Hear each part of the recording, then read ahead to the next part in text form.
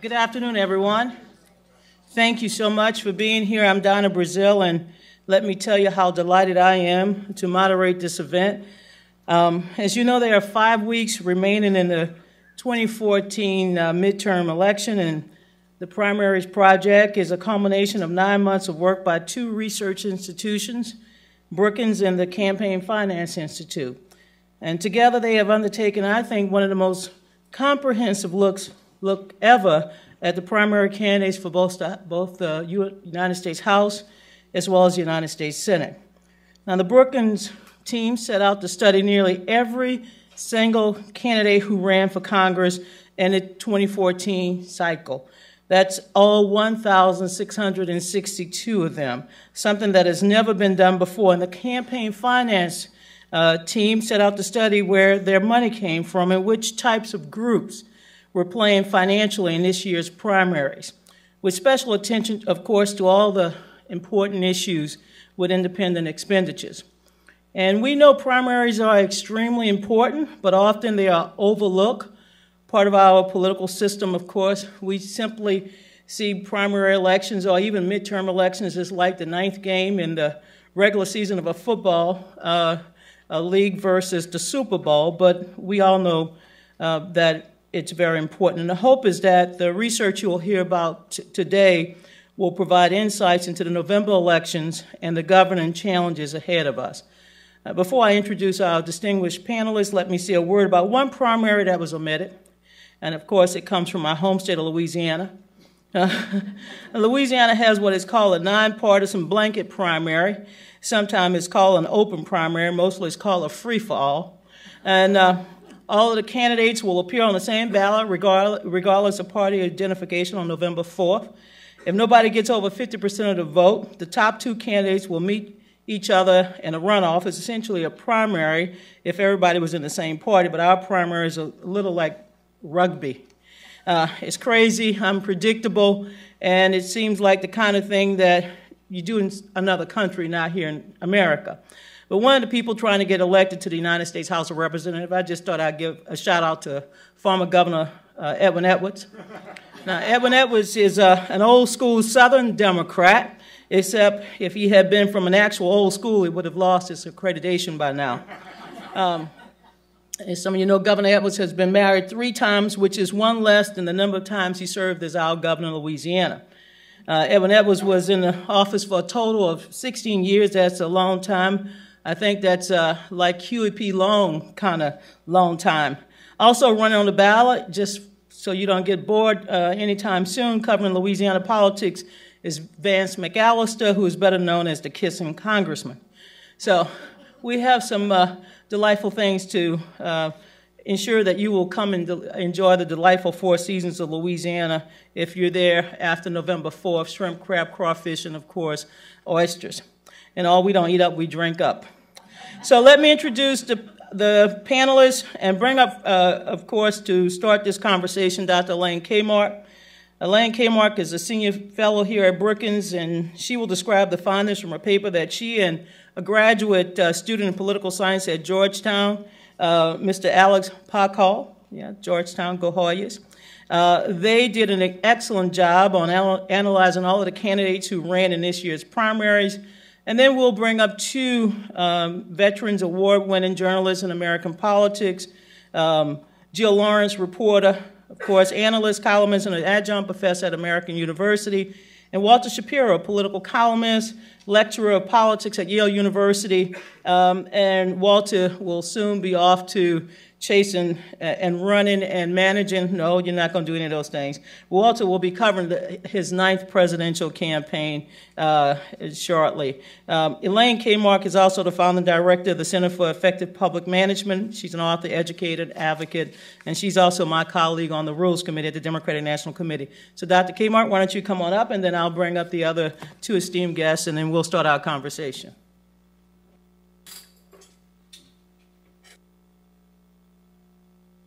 Thank you, Donna. Thank you, everyone, for coming today. I want to give a special thanks to my co-author, Alex Podkal. Alex, give a stand. Alex ran the elaborate data collection needed to make this study happen. And to my loyal research assistants, Ashley Gabrielle and Grace Wallach, where are you guys? They're right there. Stand up, ladies. Come on. And to the army of interns who worked hard to look at all these websites over the past 9 months. I'm about to present data from, highlights really, from the first ever comprehensive look at the candidates who ran in primaries for the House and Senate in 2014. We conducted this study because in American politics, the key to understanding government is to understand the factions within the two big political parties. The place where factions compete for power in modern America are the congressional and presidential primaries. Presidential primaries have frequently been studied, but congressional primaries have been, until now, the ignored stepchild of the American political system. The scholars on the program today, in this hour and in the next hour, have set out to change that. Here's what we did. Over a period of 6 months, a team of researchers looked at every single candidate's website and coded them on a wide variety of positions and issues. As Professor Boatwright will show this afternoon, many incumbent senators and congressmen face no primary challengers at all. Most of them who do win easily. Nonetheless, over 1,000 brave souls decided to take on incumbents this year. And we collected data on, as Donna said, 662 candidates for the House and Senate, 719 Democrats, 896 Republicans, 47 who ran in the open primary systems. Not surprisingly, most of these candidates were men, although Democrats had a higher percentage of women candidates than did Republicans. Most of these candidates were married. Most had a college degree or more, and there were plenty of lawyers on both sides of the aisle. And a slightly higher number of these candidates were military veterans than in the population as a whole. Consistent with the popular narrative of this primary season, there were more contested primaries on the Republican side than on the Democratic side. The bulk of our study, however, focused on the internal divisions within each party. In the interest of time, I'm not going to go into a long explanation of how we coded each category, but there is a 6-page appendix to the report available in the back and online that describes in detail our coding procedures. So let me start by looking at the factional breakdown of each party. Among Democrats, the largest faction are progressives, or left-wing Democrats, and the smallest faction are moderates, and of course there are mostly establishment Democrats. As you can see, in 2014, there's very few moderates. This is consistent with what we've seen in the political sector as a whole, a kind of sorting out ideologically of the parties. Among Republicans, the largest faction was the business establishment one, followed by conservatives and Tea Party identifiers. There's not too much difference between the latter two, except that conservatives do not self-identify with the Tea Party faction. So while on a variety of issues they kind of look alike, the difference between these two factions is that the ones who called themselves just "I'm a conservative Republican" had no Tea Party identification at all, no endorsements from the Tea Party, etc. So that's the factional breakdown within the two parties. How did they do? This next slide shows how they fared in the primaries.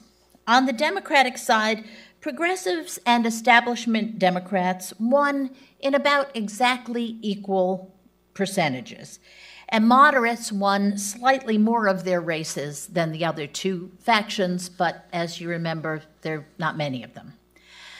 On the much more interesting Republican side, the business establishment wing outperformed both the Tea Party and the conservatives, a finding consistent with the overall press narrative that it wasn't a great year for Tea Party candidates. On the other hand, remember that, and I want to give a caveat here, that winning 1 out of 2 of your races isn't really bad. Part of this was just a kind of expectations from the last midterm election.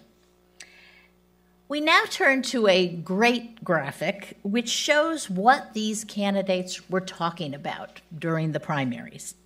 This illustrates the issues most frequently mentioned by the candidates for the House of Representatives.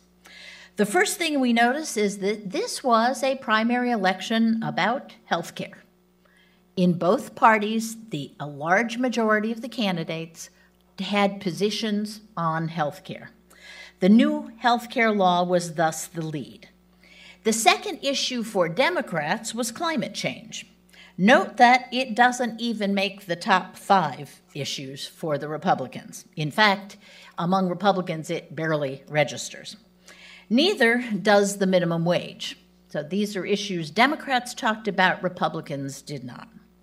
Both parties do, however, talk about taxes. Republicans also talk about the debt and regulations, 2 things that barely register among the Democrats. So the only other issue, and I'll spend a little bit more time on it, that both parties do talk about is immigration.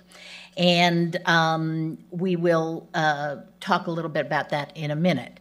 As Jill Lawrence and Walter Shapiro will elaborate on more in their paper, foreign policy and international issues are totally missing from these primaries, even though, as they show in their paper, these primaries took place over a period of time when there was a great deal of international news, shall we say, turmoil. The next slide tells us a little bit more about the 2 parties' positions on health care. This issue remains every bit as polarized as it was last year at this time, with every Republican who expressed an opinion saying that they oppose the law, and most of them saying they wanted to repeal it. Democrats are, of course, more supportive, but on the Democratic side, there's a little bit of deviation from the standard party line, with some Democrats taking a mend it, don't end it approach, and others, mostly progressives, arguing that the law needs to go further and include a public option or even a single-payer system. On the Republican side, every single faction was uniformly opposed to the president's health care law. That's why I didn't bother to put that slide up. So don't expect that the somewhat diminished fortunes of the Tea Party indicate any change of heart on this issue for the Republican Party. This slide shows positions on immigration reform. No surprises here. Republicans oppose it. Democrats are in favor, although nearly half of the candidates in both parties declined to take any position at all. It is therefore less frequently mentioned than health care was. The next table, however, shows that among Republicans, the real energy against immigration reform comes from the Tea Party faction. In fact, more than twice as many Tea Partiers take a hardline position against immigration reform as do the business establishment types. I'll let Jill and Walter elaborate on the nuances they found on this issue in their reporting. Suffice it to say that while Democrats show some openness to reform on health care, among Republicans there is some openness to reform on immigration, supported, of course, by the Chamber of Commerce's extensive giving to Republican candidates who supported immigration reform. This is a sliver, and I mean a sliver, of hope to those who would like to see some reduction in the overall polarization in the American system on this issue. The next 5 slides were chosen to illustrate how, on a variety of other issues within factions within each party, drive the party position. Let's look at climate change. Climate change is very much a Democratic issue.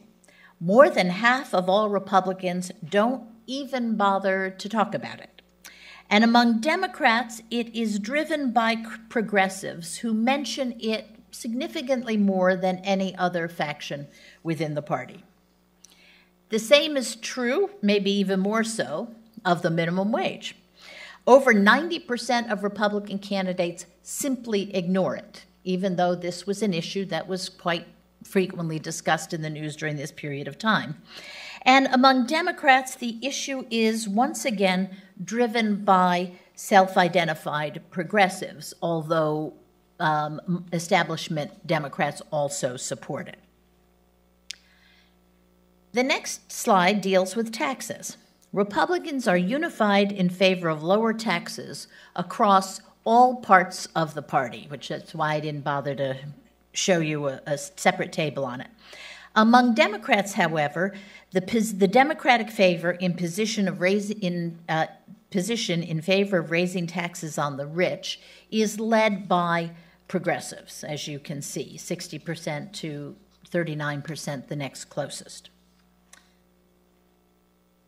Finally, not finally, close to final, the national debt is clearly a Republican issue, with nearly 3/4 of all candidates taking a position against government spending and against increased debt.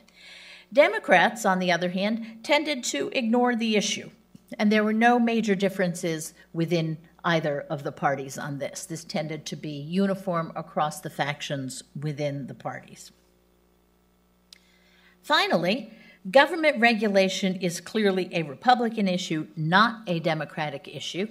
And as we can see, looking down to table 13, within the Republican Party, a focus on regulation is clearly driven by the Tea Party faction, even though the other Republicans are also on the wavelength. Finally, it makes sense to have a look at this year's incumbent margins of victory. Here we have a chart that shows what has been happening to margins of victory in primaries for the House of Representatives over the past decade. Both parties are on a downward slope, but in 2014, Democrats' margins increase while Republican margins continue their downward trajectory. Margins are important. To quote the title of an old book by my colleague Tom Mann, Unsafe at Any Margin, members of Congress pay exquisite attention to their margins. Members of Congress, they can tell you, as anybody in here who hangs out with politicians knows, that politicians can tell you exactly how much they won by, probably back a whole decade. In fact, when they're too old to remember that, they're probably old enough that they get beat. But politicians pay a lot of attention to this.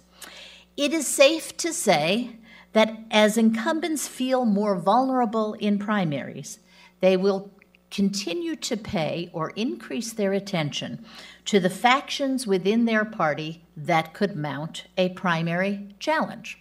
Whether it's the progressive group in your district for the Democrats, whether it's the Tea Party group or libertarian group for the Republicans.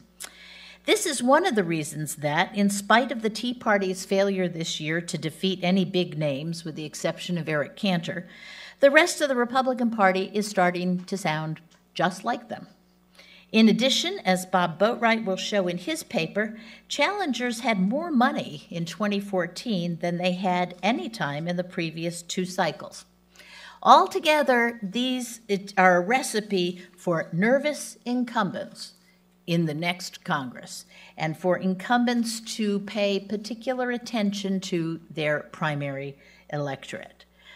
I want to conclude by referring to an old and eminent political scientist, Dick Fenno, who had spent a lot of time with politicians and years ago wrote a famous book about this. And he talked about their world.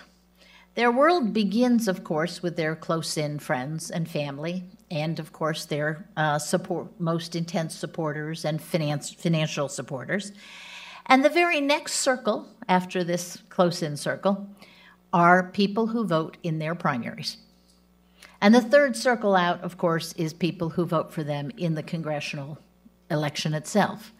That second circle is the circle that we think has been understudied and underappreciated, especially since that third circle, the congressional election circle, is more and more a foregone conclusion, with more and more states being, more and more districts in the country being safe for one party or the other. So today, we want to start a discussion about that all-important second circle. And to do that, I would like to invite Donna Brazil, Jill Lawrence, and Walter Shapiro back onto the stage to hear the result of the extensive reporting that they have done. Okay, come on up, everybody. Let's hear now from two award-winning journalists, Walter Shapiro and Jill Lawrence. They wrote a very interesting paper that looked at the campaigns, the advertisement, some of the competitive races, and they've titled the report "Phoning It In and Failing to Show the Story of the 2014 House Primaries." Then we'll have some time for some questions and conversation with the panelists after their presentations. Thanks, Donna, and thanks everybody for coming to our unveiling. We've spent the last few months delving into more than 60 House races in both parties, and it's been quite an eye-opening experience. It turns out primaries really are the Rodney Dangerfield of American politics, and unfortunately, if they don't get any respect, at times it's because they don't really deserve it. The most striking findings for us were just how generic and standardized these races have become and how old and tired the party platforms are. The economic issues on both sides, for instance, are familiar to anyone who's paid attention at any point in the last 35 years. And in the case of Democrats, make that 75 to 80 years. So nothing new there. We're also struck by how often the primary process fails as an instrument of democracy. And we're not just talking about turnout, so we'll talk about that a little bit later also. I want to explain to you a little bit about our methodology so you know how we chose our races. We first looked at all open seats and all seats that were rated competitive or potentially competitive in a general election by Stuart Rothenberg or Charlie Cook. Then we looked at the multi-candidate primaries in those districts and eliminated the ones where only one candidate had raised enough money to have to file a report with the Federal Election Commission. And then finally, we looked at the partisan makeup of the districts, and in extremely lopsided districts where one party or the other stood virtually no chance of winning, we focused on the dominant party whose nominee probably would be going to Congress. So Walter's going to handle the Democratic narrative, and I'll start out by talking a little bit about kind of the overall Republican story. As we know, we had a very confrontational Tea Party faction preoccupied with liberty and freedom from government intrusion that was facing off this year against a business establishment faction that prizes order, stability, and, in the words of the U.S. Chamber of Commerce, a willingness to govern, which is kind of a new standard that they've added in the last few years. They've felt it necessary to make sure that the people they endorse are willing to govern. So who won this season? Well, if you want to look at how colorful the personalities, biographies, and pronouncements were, it had to be the Tea Party wing. They made headlines for their gun giveaways and shooting at drones and ads, and they had military backgrounds. Their rhetoric was very fiery about civil liberties and the Obama administration. And above all, they had what we might call the Tea Party state of mind, the inclination to take things to the limit, to challenge everything and everyone, including their own leaders, even if that means risking a government shutdown or a default on debt. But the Tea Party didn't just win in the headlines. They actually won some races, and by my estimation, in the universe of races that we studied, about 6 of them, about half a dozen, actually won nominations in very heavily Republican districts and are probably going to Congress, and they are much more conservative than the people they're replacing. So that pretty much sums it up, except for the environment, which Elaine touched on, and this is another area where the Tea Party really did pretty well. One consultant that we talked to characterized this environment as the opposite of NASCAR. You're constantly turning right and hitting the gas pedal. And I think that was a really good description of what's been happening in some of these districts. And the purest example of this, as you saw in some of those charts, is the attitudes towards the Affordable Care Act. It was practically a prerequisite to pledge to fight it to the death. And it almost seemed like they were sitting there with a thesaurus trying to find the worst word they could think of to describe it. And so the big competition was it a monstrosity, a nightmare, reckless, a debacle, was it a massive redistribution of wealth? And, this was the grounds for competition. And the triumph of the Tea Party was that there were no constructive suggestions to make it better. There were no ideas to work with Democrats to make it easier on business or to make it less expensive or anything like that. Nothing like that. Just kill it. And this was a pretty much full-out repeal was the price of admission to run in a Republican primary this year. Democrats, as Elaine mentioned, had more diversity. They obviously felt freer to talk about their yearning for a public option or a single-payer system. But Republicans did not talk like that. It would have been political death. And also, as Elaine mentioned, there was a surprising range of diversity on immigration within the Republican Party. And this was particularly apparent in districts with agricultural sectors where farmers had made it pretty clear what they wanted and what they needed. And so you had, a pretty decent number of candidates who were open to some form of reform, ranging from legal workers to a pathway to citizenship even. And then on the other end of the spectrum, you had candidates like Jody Hice in Georgia 10, who won the nomination and probably will be going to Congress. And he actually favors self-deportation, which is a word that probably most of us thought disappeared after it worked so badly for Mitt Romney. And he also wants to end birthright citizenship, and that was a cause célèbre in the 2010 midterms, which I thought had faded, but apparently not in some quarters. So Hice was one of the people who made this project feel at times like we were going deeper and deeper into a rabbit hole, and we really didn't want to come out of it because it was so incredibly interesting. And the quirks of the minor and major candidates were very engaging, and we've cataloged many of them for you in our report. The things that you find, you just can't really believe. For instance, maybe between 5 and 10 had issue pages that were all about their state capitals, complaining about what was going on in Sacramento instead of Washington, clearly just lifted from, a previous campaign or their page in the state legislature. And then there was one of our favorite people, Tom Emmer in Minnesota 6, who won the nomination just by giving out his cell number to people and saying, just call me and we'll talk. I'm not running an issues campaign. And he told the newspaper there, I'll talk about issues if someone asks, but nobody's asking. So, but really, it's the quirks of the process that are most important for our country. And so we looked at those two. The top two jungle primaries in California and Washington have not performed as hoped. They've not brought us a wave of moderate nominees and members of Congress. And research shows why.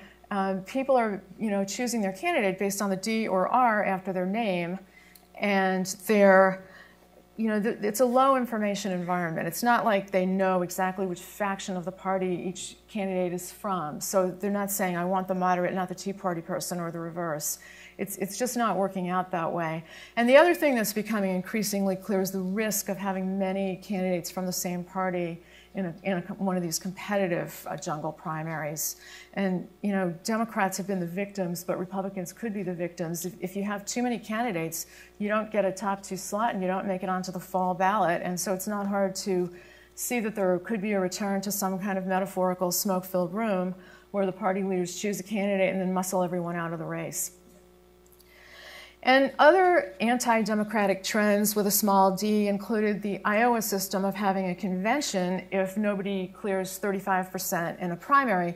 And so this is how it came to pass that 512 people in Iowa 3 chose the 5th place finisher in the Republican primary as their nominee.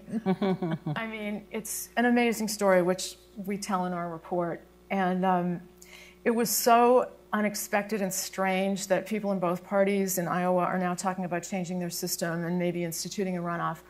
But runoffs have their own problems because turnout starts out low in primaries and runoffs make it lower because in those days and weeks waiting, and sometimes months waiting for the runoff, turnout falls off tremendously. So at the end of it, we're not, proposing the answers here, but there are a couple of ideas that people have that we think are worth looking at. And one is an instant runoff where people rank their choices right on election day, right on primary day.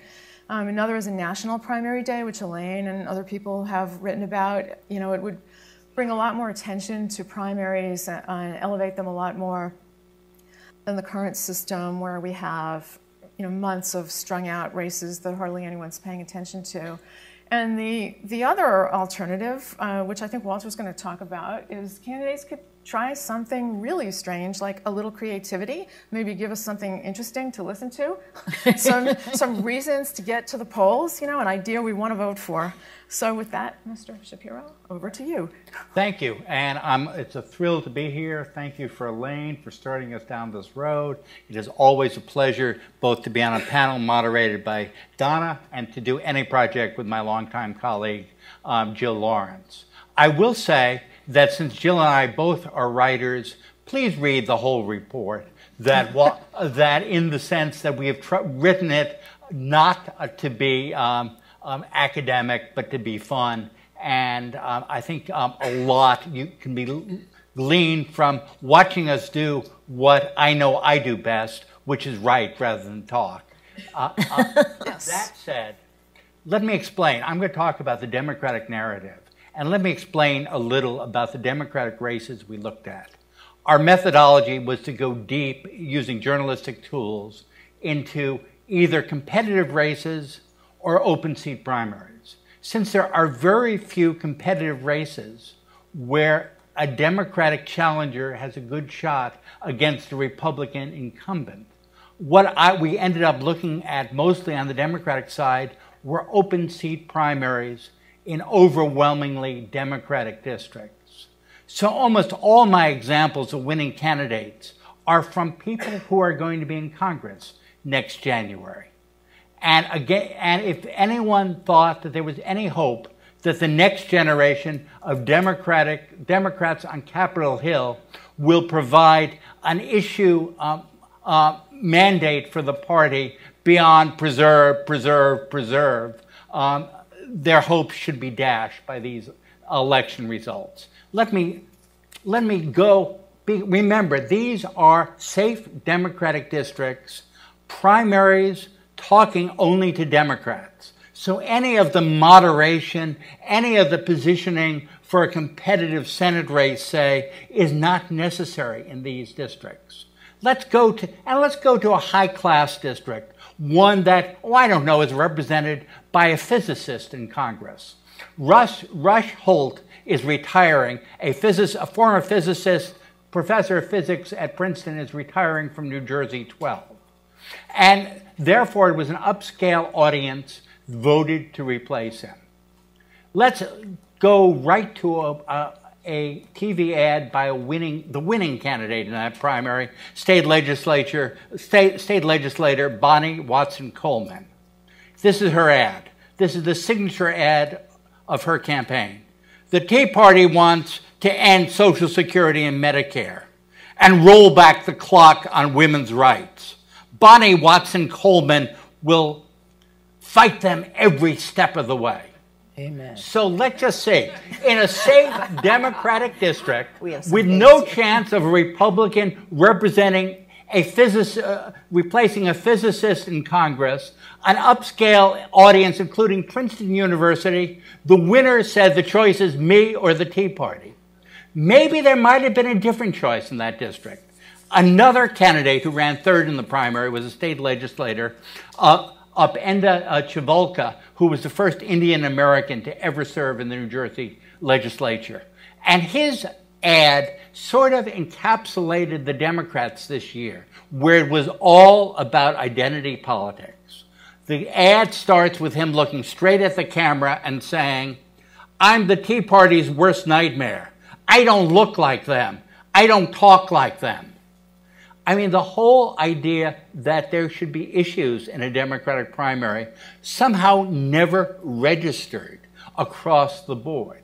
That almost everywhere you look, Democrats were, and this is going to come as a shock, so anyone with weak hearts, you might want to walk to the back of the room, they were in favor of women's reproductive rights.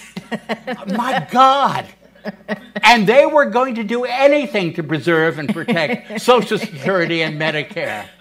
Sometimes they were going to stand up for climate change against all the climate change deniers in these safe Democratic districts. I mean, it is just breathtaking. And when any of them are elected to Congress, the Tea Party will never recover. I mean, the whole idea of a party primary, at least that I innocently thought before I went down this unbelievably sobering route, was that this was the sort of place where policy differences within parties are hammered out in a safe environment where the seat is not in jeopardy. This was going to be Elizabeth Warren's Get Tough on Wall Street versus the business Democrats. This was going to be Obama's foreign policy versus skeptics of Obama's foreign policy.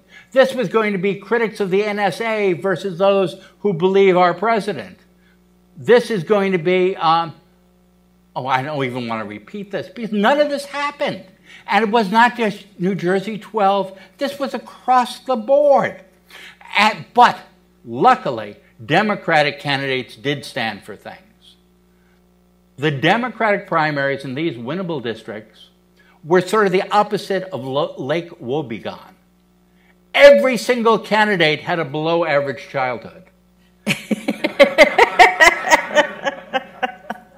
In Hawaii's first district, which is Honolulu, the one-time favorite who ended up losing the primary, Donna Mercado Kim, ran an ad where her mother said, and this was about Donna's upbringing, hot water was a luxury.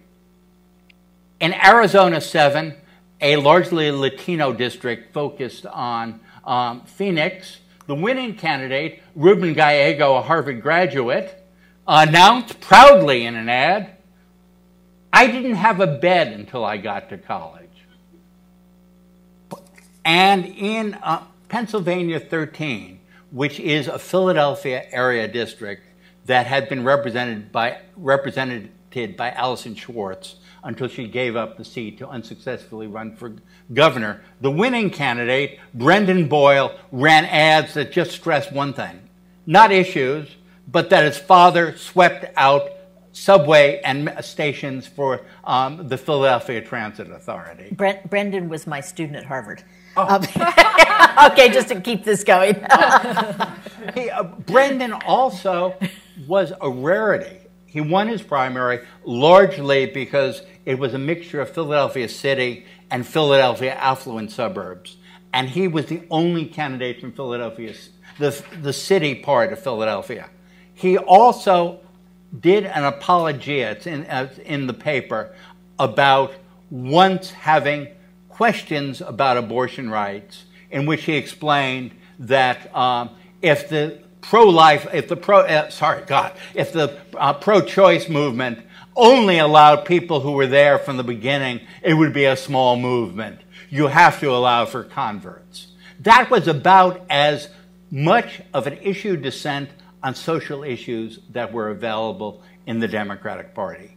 What I will say is that the Republicans also were keenly into identity politics.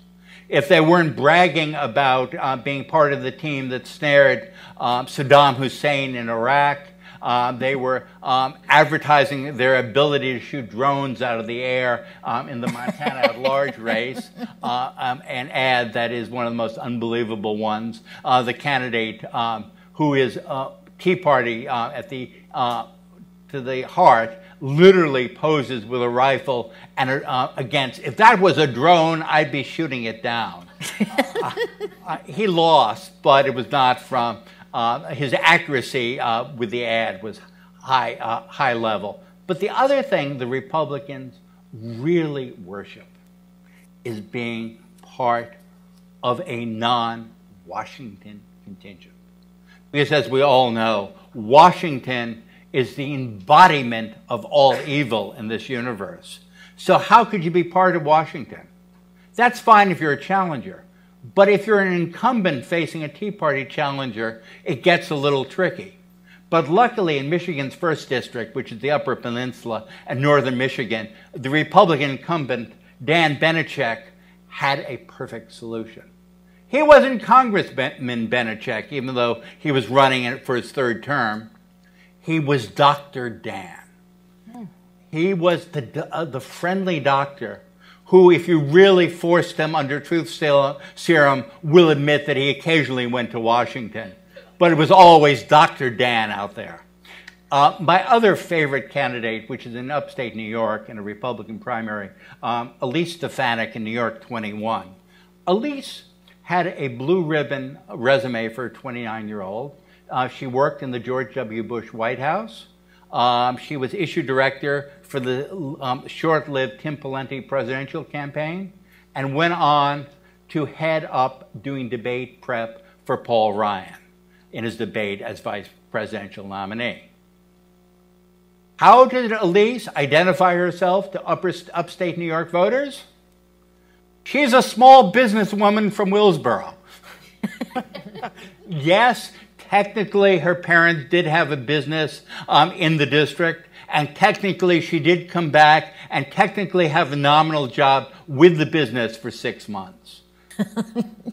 But Jill had alluded to this earlier, but I just want to say that the most depressing thing was candidates who should know better, who didn't have an issues page anywhere. Running in what could be a winnable district for a Democrat, the heavily Latino Central Valley District in California 21, Amanda Renteria had no issues page at all on her website. It is not that she didn't understand that issues are something you sometimes take up in Congress, since her former job, which she tried never to mention during this campaign, was as Senate Chief of Staff to Michigan Senator Debbie Stabenow.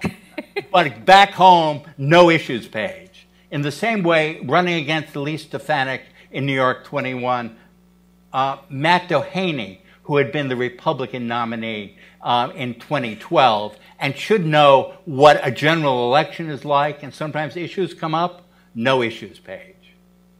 Lastly, let me just talk about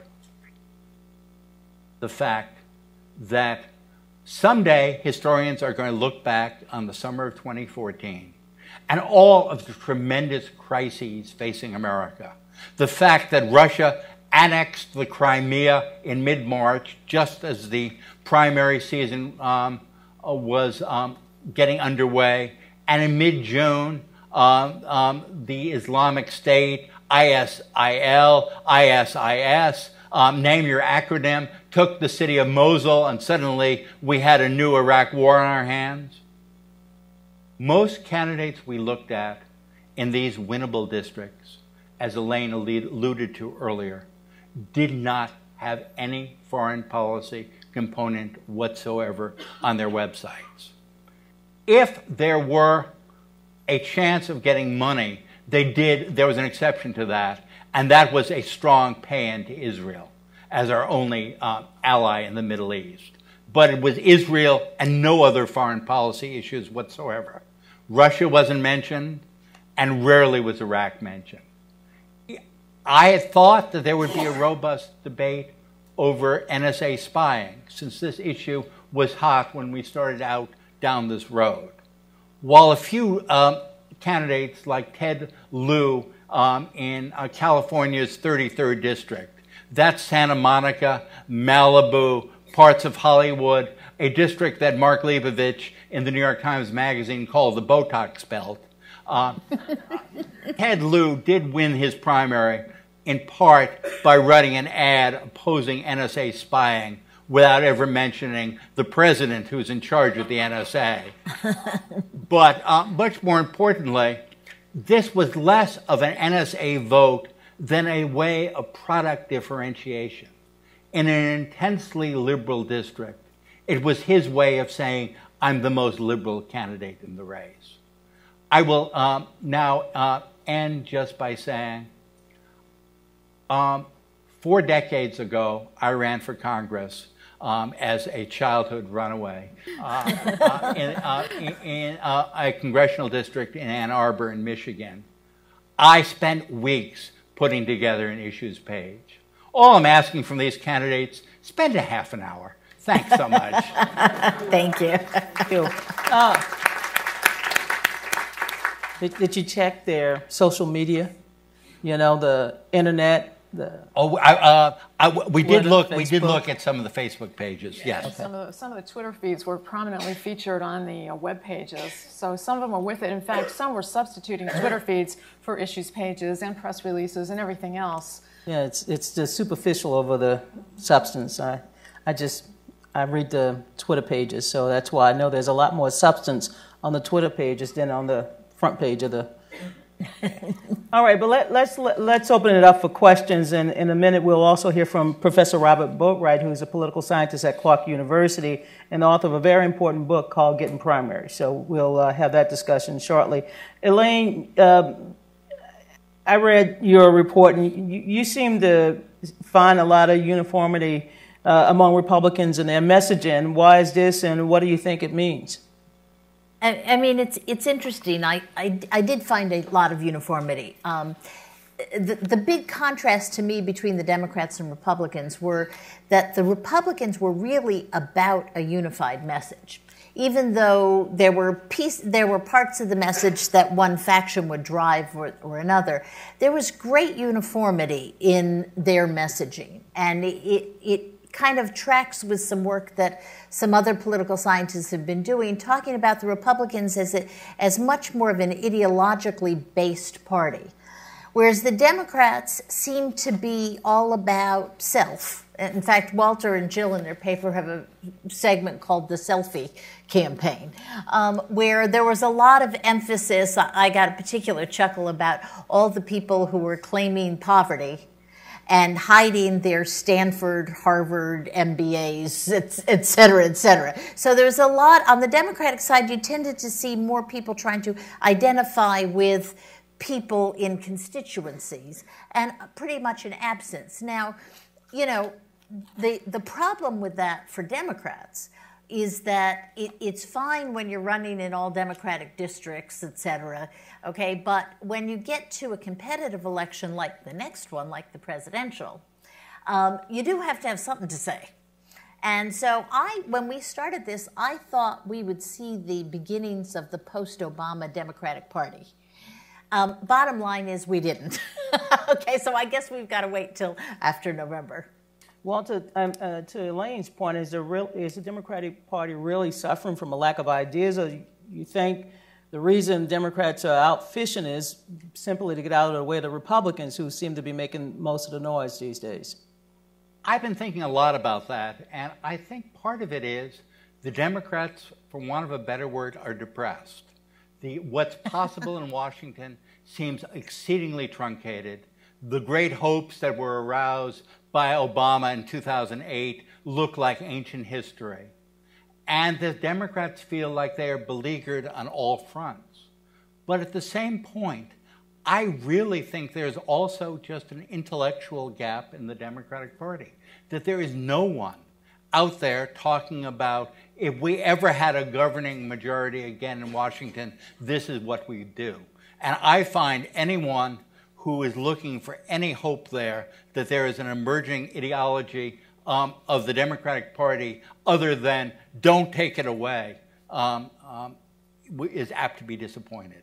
Jill, I know you want to also chime in, but what do the primaries tell us about the Republican Party, and especially if they take control of the United States Senate? I mean, what unifying messages are they sending to voters who might be in the middle, or even message that they may be sending to Washington if they're, retain power? Well, you know, it's interesting. The Republicans should be depressed, but they're not. I mean, you know, in some of the campaigns that we studied, they're talking about impeaching the president, and you're considered kind of a moderate if you say, you know, that's probably not going to be possible for the next couple of years at least. And, you know, their agenda is from the Reagan years. They have no creative alternative to the Affordable Care Act. They have, you know, an entire party that's campaigned on getting rid of it as it gets woven into the fabric of life everywhere, including in red states, you know, day by day by day. I don't think it's ever going to happen. So I don't know exactly what they plan to do. I mean, I think, you know, I've read they're going to try to gut various agencies, but they can't do anything while Obama's in the White House.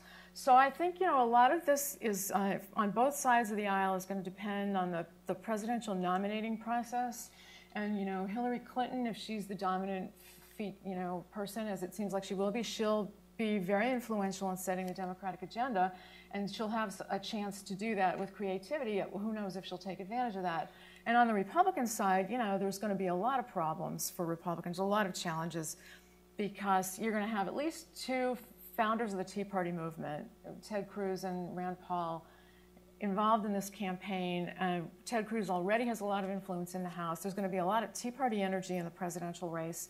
And it's hard to see, you know, how, you know, if somebody eventually emerges who has a plan that involves reaching across the aisle, or at least reaching to the middle, then there may be an argument on Capitol Hill that, you know, for immigration reform or for other things, you know, for mending instead of ending Obamacare or something like that. But it's hard to see that now in the environment we're in. Let me ask Elaine and Jill and Walter, feel free to chime in, but why do both parties seem so stuck in talking about the past in terms of economics, and what will it take what will it take to blast them out of this conversation? Walter, you mentioned Democrats preserve, and Elaine, you mentioned Republicans are talking about the debt and trickle down and tax cuts and regulations. So what will it take to blast them out of the past and talk about the future? I was thinking about this as Jill was talking.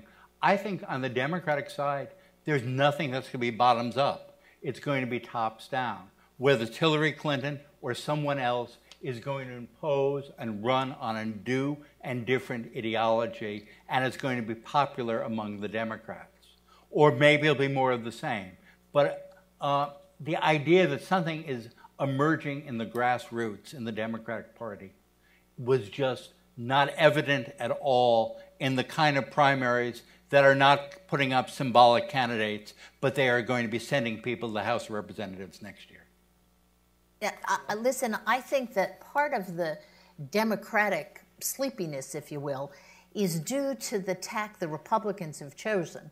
That when you attack Social Security and Medicare, you are attacking the foundation, the economic foundations of the vast middle class in America.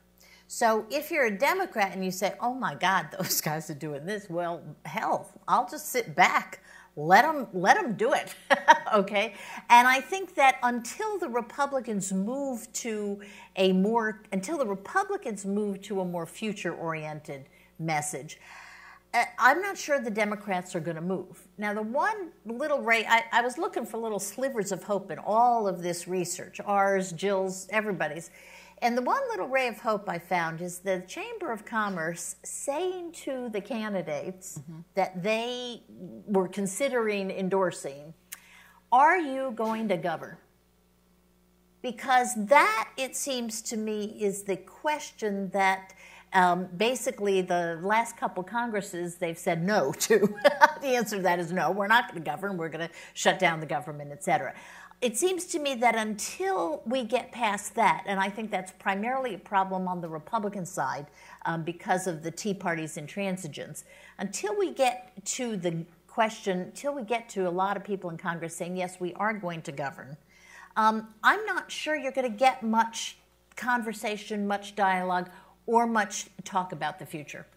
Jill? I just wanted to mention a few green shoots on the Republican side. It was very striking in an essay by David Frum, a conservative theorist.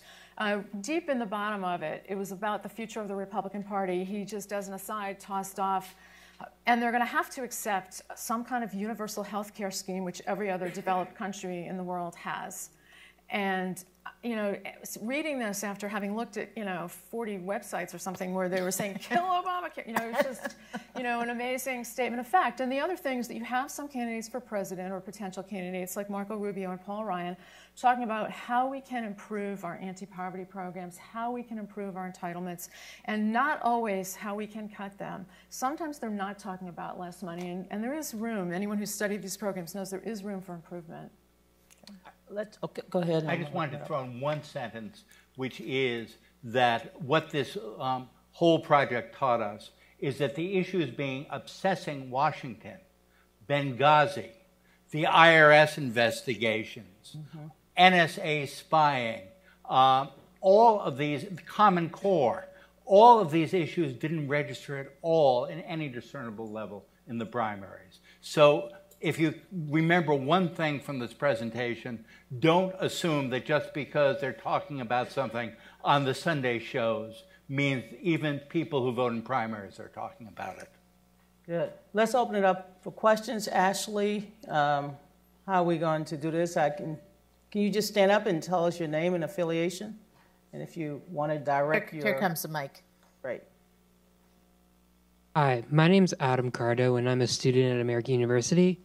My question is to Mr. Shapiro. You mentioned a lot about how you were disappointed by a lot of the House candidates and the candidates for Congress. Are there any you would say you were impressed by? Or were there none? Is it really that bad? That's a very good question.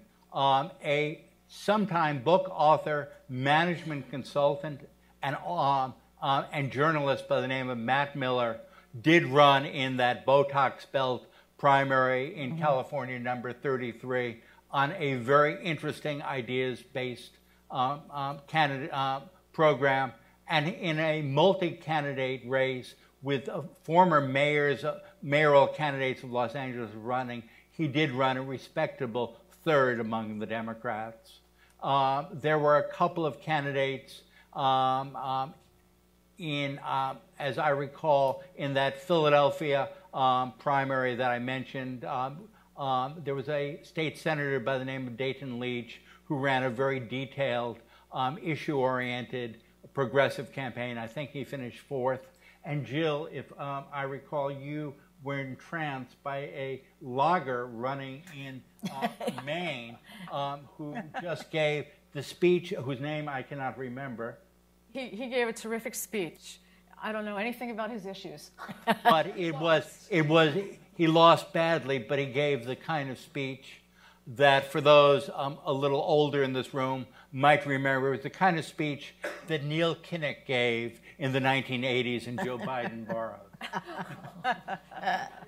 Any other, we have time for one more question. Anyone? Yes, in the... Jerry Manning with Carnegie. Could you just say something about the turnout? Because it's such an abysmal turnout usually in primaries. And how can you really extrapolate this is how the public is really feeling? As far as we know, and we're still doing those numbers because we're waiting for official election returns, but it looks like the turnout in the primaries was every bit as abysmal as it has ever been. The classically low turnout. There are some congressional districts where you're looking at 5% of the voting age population in the district voting. So we are not saying that this is representative of the country. We're saying this is representative, however, of the groups that members of Congress have to pay attention to. Okay, and that is, in fact, one of my big reform hobby horses is, we've been working here at Brookings for years now on solutions to polarization. There aren't many good ones out there, but if somehow we could start increasing turnout in primaries so that the primaries started to look more like the general election in the voters, in terms of who votes, I think we would go a long way towards reducing some of the polarization. Now, let me just say one word about these new blanket primaries. They haven't increased turnout. So far, they've been sort of a flop on that. However, there's a little bit of an indication. You've got one example in your paper from Washington. I've heard other people talk about it. That the calculation, as potential candidates get used to these, the calculation may change a bit. Take the following example. You're a moderate Republican in a totally Republican district. Today, in a traditional primary, you probably are going to say, oh, the heck with it, I can't run, I can't win. Because, frankly, somebody to the right of you is probably going to do better in a primary. In a blanket primary in a big Republican district, you might say to yourself, well, you know, if I do a good race, I might, and maybe get a couple Democratic votes, I might come in on the second place on the ballot and then get to go to the general election where I might get Democrats voting for me or independents voting for me or more moderate people voting for me. So I think the you know, it's funny, reforms, they never exactly work out the way you think, okay? So these blanket primaries may not produce more moderate candidates because they've increased turnout. They may, however, in some cases produce more moderate candidates if they exist long enough and if candidates start looking at the game differently than they look at it now. I read somewhere, Elaine, that at the end of July, before the last round of primaries, a turnout among Republicans were 29% lower than it was in 2010, and among Democrats, 29% lower, and among Republicans, 15% lower. So we have an enthusiasm gap.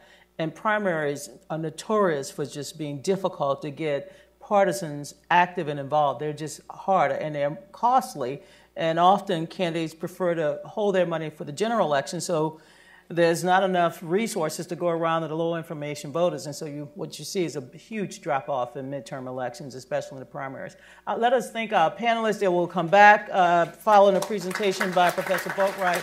And thank you, Dr. Kmark. Take it from here. Thank you. She's about to talk about money and politics. I can skip this one. I've never had enough money to run anything. Thank you, sweetheart. You were... Our next session is going to feature Professor Robert Boatwright of Clark University, and he's going to do double duty today. Professor Boatwright is going to, I think you're going to start with Michael's presentation. We had two papers from the Campaign Finance Institute, our partners in this, and unfortunately, Dr. Malbin broke his leg and is home and can't leave his home to get to be with us. So Professor Boatwright is going to do both Michael's presentation and his presentation. Professor Boatwright is at Clark University. He is the foremost academic in this country, expert on congressional primaries. For those of you really interested in this, please see his paper on the Campaign Finance Institute website, but he's got a whole book called Getting Primaries, which I heartily recommend. Professor Boatwright, stage is yours.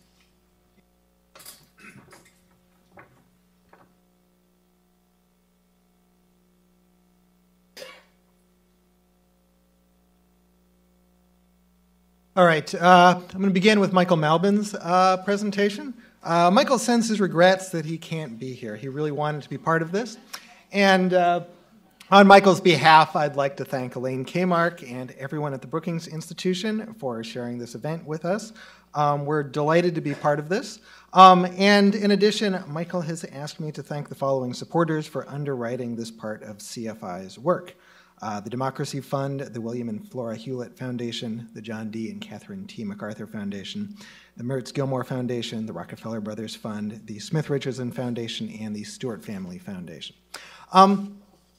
I think the virtue of the project that the Brookings folks have done is that, you know, as Jill Lawrence has said, they kind of got down into the rabbit hole to see what really goes on in some of these races.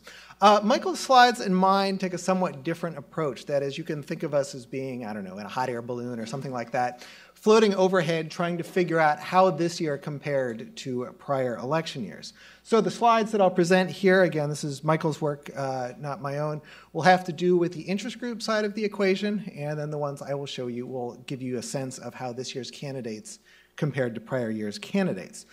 You can download all of this information from the Campaign Finance Institute website. In addition, we have this nice little tool that the CFI staff put together so that you can take a look at what sorts of groups were spending money in which congressional primaries this year.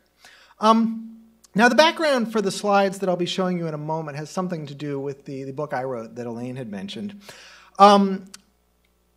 I studied primaries in the early part of this century, the 21st century, and I came to the conclusion that a select number of primaries in each year, from roughly 2004 through 2012, were effectively nationalized, that organizations such as MoveOn.org or the Club for Growth were able to pick 2 or 3 primary elections and pay a lot of attention to getting their members mobilized in these races, to putting money into these campaigns in order to send a message to the political parties. The people who were fired up by these sorts of campaigns, the sorts of donors that gave money to primary candidates at the behest of these groups, tended to be more ideologically extreme than the average person who contributes to a congressional campaign.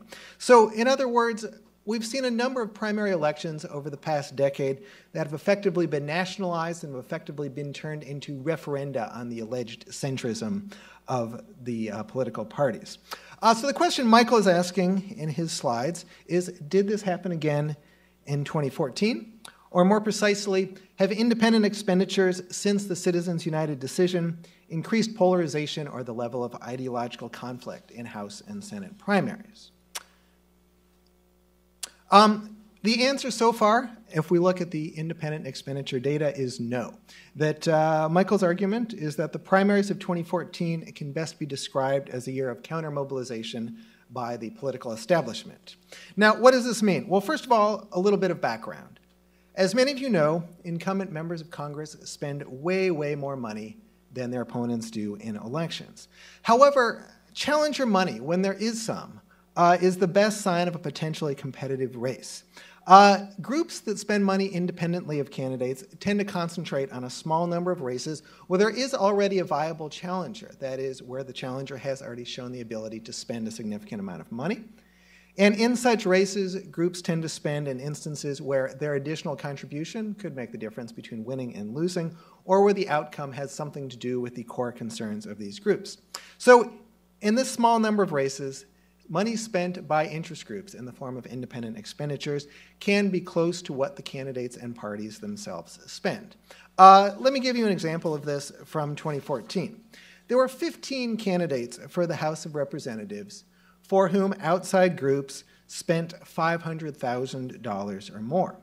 In these instances, independent expenditures constituted over 3/4 as much money as the candidates themselves spent. That is, the message that voters were getting in these races arguably had as much to do with what groups had to say as what the candidates had to say. In the case of the Senate, the clout of groups is not quite as large, in part simply because Senate candidates tend to raise a lot more money than House candidates, but it is still striking. In the case of the 30 Senate candidates for whom $500,000 was spent independently, these groups spent about 44% as much money as the candidates themselves. Now, part of the story here has to do with which side the money was being spent on. The table you see here shows the breakdown of independent expenditures according to the ideology of the group making the expenditures. As you can see here, the yellow shaded boxes, conservative groups spent far more than liberal groups in both the 2012 and 2014 primaries. Conservative money went up slightly in 2014, but the comparative advantage of conservative groups went down in 2014. Liberal groups, counting the quasi-leadership PACs, organizations like Majority PAC and Senate Majority PAC, were well out in front in both years in terms of spending in preparation for the general election. However, there was a big change among conservative groups. So what Michael has done here in his slide is tried to code groups that were working on behalf of the Republican establishment and groups that are working on behalf of anti-establishment forces, such as the Tea Party. You can see there's a huge change here, that anti-establishment groups have a substantial advantage in their spending in 2012 in the Republican primaries, but the establishment strikes back in 2014. Far more money was spent on behalf of establishment groups. And even the Main Street or moderate Republicans, who had largely disappeared from the scene in 2012 were back a little bit. There was a little bit of money spent on behalf of centrist Republicans. Now, perhaps the best way to show this is to take a look at some of the groups that we're talking about. This slide shows the organizations that had the biggest increases in spending from 2012 to 2014. 3 of these groups are liberal groups. 2 are what we call establishment conservative groups. These would be the Chamber of Commerce and Ending Spending. And only 1 group is clearly on the anti-establishment right. That would be the group at the bottom, the Senate Conservatives Fund, founded by former Senator Jim DeMint. And then in addition, there's 1 race. The Citizens for Working America was only involved in 1 race, the Georgia Senate race. Compare this to the groups whose spending declined the most between 2012 and 2014. The top 3 groups on this list are all part of the anti-establishment right. The Club for Growth, Liberty for All Super PAC, and the Tea Party-affiliated group Freedom Works for America. So there's a big decline not only in overall spending by anti-establishment groups, but the types of groups that had constituted the insurgent right, you might say, in 2012, reduced their spending substantially in 2014. Now, one caution here, we're only talking about independent expenditures. A lot of journalists have spent a great deal of time trying to figure out how much money is being spent by 501c organizations. A recent estimate in the Wall Street Journal estimated that over $70 million had been spent in this year's primaries by just 3 501c organizations. So it's hard to get an accurate picture of exactly how much money is being spent. Compounding this problem, perhaps, we've seen a surge in the number of single-candidate independent expenditure organizations. That is, organizations that were formed for the express purpose of assisting 1 and only 1 candidate in the primaries. Now, these groups are important to study in part because they can be sort of an end run around contribution limits, but they're also important to study because, it's debatable whether these are really groups, whether they really have any ambition to stick around politically as opposed to just being a place for money to go in 1 election cycle. So you can see here, single candidate independent expenditure groups were responsible for just under a quarter of all independent expenditure spending in the 2014 primaries. So they're clearly important, but what is most striking is that these groups were far more present in Senate primaries than in House primaries. That is, $13.4 million was spent by these groups, and 3/4 of that spending took place in Senate primaries. Perhaps much more striking is the fact that the groups that were active, the single candidate groups active in Senate primaries, overwhelmingly supported incumbents. If you combine primary spending and general election spending through a couple weeks ago, 77% of the money spent by single candidate groups went to aid Senate incumbents. This is not the case in the House. Only 4% of single candidate independent expenditure groups supported incumbents.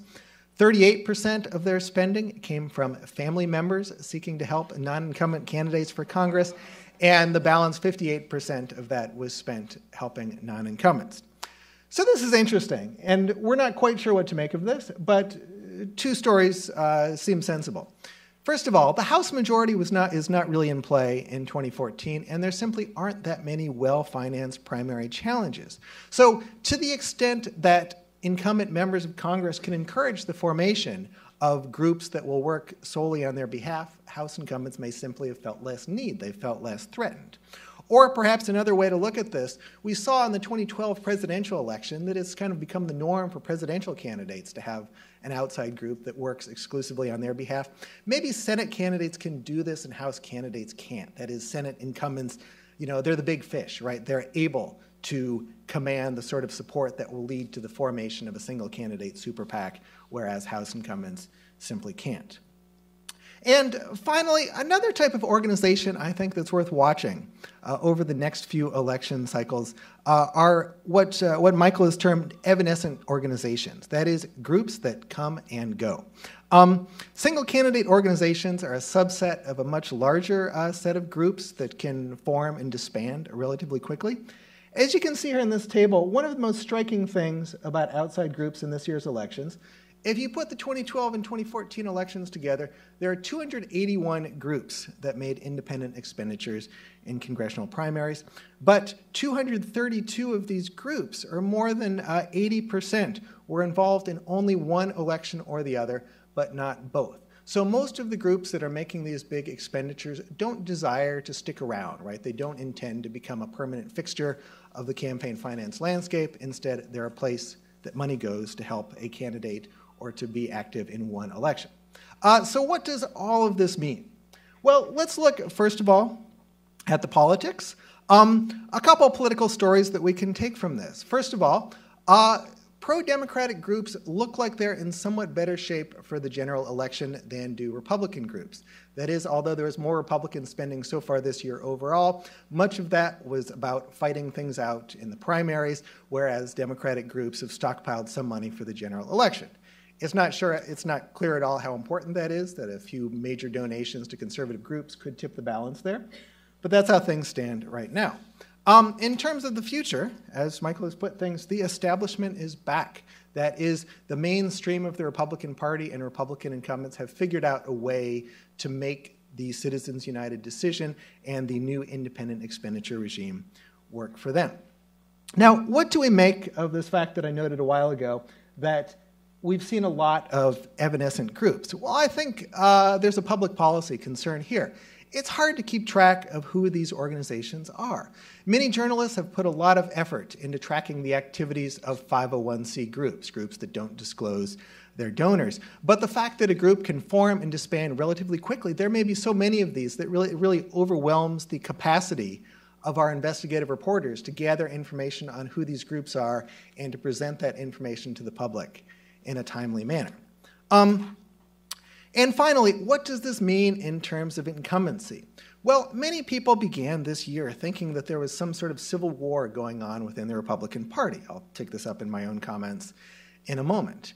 If there was such a civil war, I think that single candidate PACs in the Senate have weighed in on the side of incumbents and enabled incumbents to effectively win that war.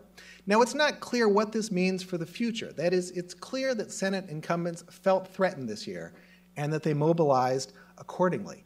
It's not clear that that's going to become a permanent feature of Senate elections or whether this is something that will go away once incumbent members of Congress feel a little bit safer. And then the second important question, what does this mean for the House, right? Is the House just a little bit behind the curve but following the Senate? That is, will we see super PACs working on behalf of individual members of the House in future elections? So that's where I will leave things off for Michael's presentation. I want to add that although Michael's not here, he welcomes any questions you may have. So if you're a reporter out there wondering about some of these numbers, his contact information is on the CFI website, and he encourages you to get in touch. Now, let me talk about my own work on this election. As Elaine has mentioned, I got involved in all of this because a couple years ago I published a book called Getting Primary. I wrote that book in large part to address a lot of claims that have been made about congressional primaries over the last decade or so.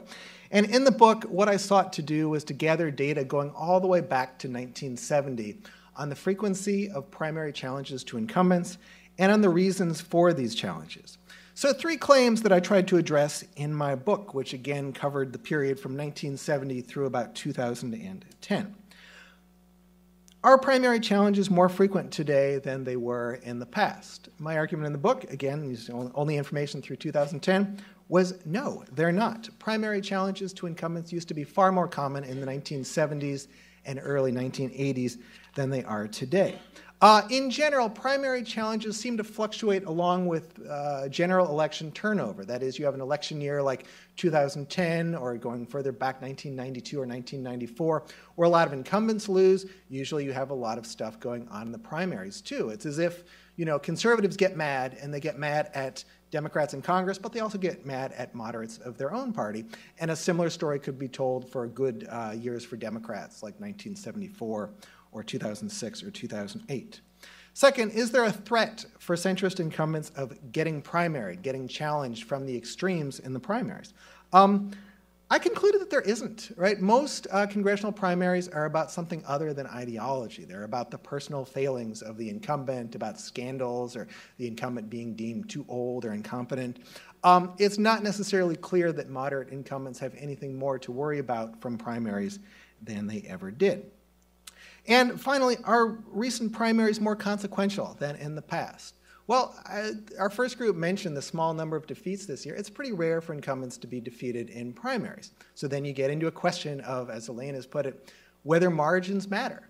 I don't think that they do necessarily. I think that for the most part, a primary challenge that an incumbent survives does not necessarily yield measurable consequences for an incumbent's behavior. We don't see any evidence that incumbents' voting changes in Congress. We don't see any evidence that they're more likely to retire. So maybe they change in some sort of way that political scientists can't measure. But it's not necessarily clear that you can point to identifiable consequences of primaries. So in sum, my conclusion at the time was that primary challenges are not more common, not more consequential, but they are more hyped. That is, we talk a lot more about primary challenges, about getting primaried than we used to. I think this is in part because we have year-round political media, something we didn't have back in the 1970s or 1980s. So if it's March of an election year and political junkies are bored looking for information, they can read about the latest weird primary going on in Texas, right? They couldn't do that back in the 1970s. Similarly, we've seen groups that have formed for the express purpose of using primaries to send a message to politicians. Such groups were not part of the campaign finance landscape a couple decades ago. And finally, the internet is a wonderful tool for these sorts of groups to aggregate small contributions from fired up ideologues around the country. And if they can do this, and again, focus on a small number of races, they can send a message to the Democratic or Republican parties. So what happened in 2014? That is my theory of a couple of years ago still accurate? Well, you can see here, this is what the 2014 election looks like. The green bars there are instances where incumbent members of the House were held to less than 60% of the vote. The blue bars are instances where they were held to between 60 and 75% of the vote. So 2014 was a pretty competitive year. That is, the last 3 election cycles, we've reached the levels that we saw back in the 1970s. 2014 was less competitive overall by this measure than was 2012. It's something that may be important. And this is noteworthy. The graph here, what I'm trying to show you is that the blue line there is the total number of incumbents challenged in the primaries, and the green line there is the total number of incumbents who lost their seats in the general election. You can see there's a pretty tight correlation, except this year, 2012, looks weird, and this year is going to look weird. Nobody is predicting that very many incumbents are going to lose in the 2014 general election. So there's not a wave out there, right? It's not like people are going to take out their anger on members of Congress, and yet there does seem to be a lot going on in the primaries. So you have to go all the way back to the late 1970s to find a year where primary competition looks so different from general election competition. This just shows you the number of defeated incumbents in the primaries. You see here that there are 4 this year. That's pretty typical, right? So not a whole lot interesting going on in terms of the number of defeats. And I would add here, since I've talked to you a little bit about ideological challenges, that is, people getting challenged because they're too moderate, that wasn't what the defeats this year were about. One of the candidates in Michigan was challenged because he was deemed to be incompetent. One primary in Massachusetts featured an incumbent whose wife was involved in a particularly nasty scandal. Ralph Hall of Texas, who lost his seat, is over 90 years old, and that was an issue in his race. So at most, you have one race, the Eric Cantor race, where the challenge seemed to be about ideology. And even there, if you read about that race, there's a lot of other stuff going on that may have mattered. So in any given year, most primary challenges are not about ideology. I try to show that here. The blue bars over time are challenges that are based on something other than ideology. The green bars are ideological challenges, where the challenger is running from the right in the Republican Party or the left for Democrats. So this is kind of a striking disjuncture, right? Ideological challengers are not very successful, but we clearly did see more of them this year than we have at any time over the past 40 years. Now, part of the story that you heard about earlier had to do with differences between Republicans and Democrats. You can see this here as well. The red bars there are the number of Republican primary challenges to incumbents, and the blue bars there are Democrats. You can see that once upon a time, the Democrats were the party that had the exciting primaries.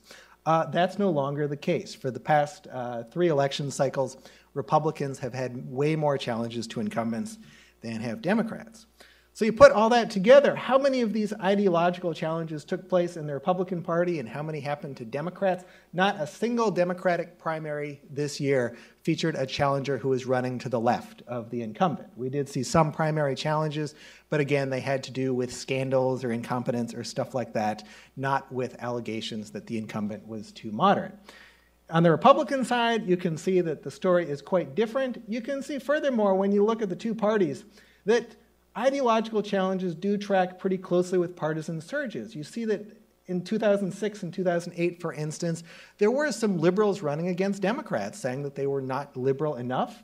And in the case of Republicans, you can see there in 1994, right, a lot of moderate Republicans got challenged in their primaries. And you see that in 2010, but instead of tailing off, it just keeps going. That is, there's a faction in the Republican Party that is getting madder and madder at Republican incumbents, even if they don't necessarily have anything to show for it. So this, I think, corresponds somewhat with what you heard earlier. It used to be that political scientists thought of Democrats as the disorganized party that was fighting with itself all the time. That simply is not true anymore. Although the Democratic congressional delegation is much more heterogeneous than the Republican congressional delegation, Democrats are having very, very orderly primaries where the preferred choice of the party waltzes through to the nomination. You see this here as well. I can talk about my method here. It's complex math that you can read about in my paper.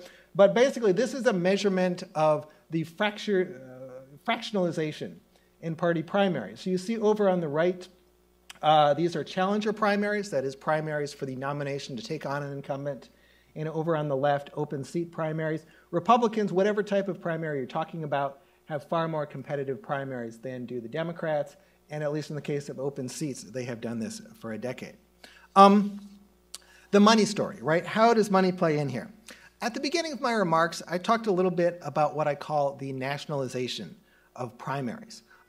It's easy to spot this when you look at fundraising by individual candidates. That is, candidates who have managed to create some sort of national following for their primary campaigns tend to do better in terms of raising money overall.